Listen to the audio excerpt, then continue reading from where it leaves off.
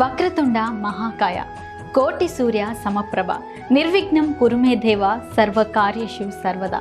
సకల విఘ్నాలను తొలగించే దేవాది దేవుడు విఘ్నేశ్వరుడు. అందుకే ఏ పూజ చేయాలన్నా తొలి పూజను ఆయనకే చేస్తారు. మనం చేసే మంచి పనులకు ఎలాంటి విఘ్నాలు ఎదురుకాకుండా ఉండేందుకు బొజ్జ గణపయ్యను పూజిద్దాం, వరాలు పొందుదాం.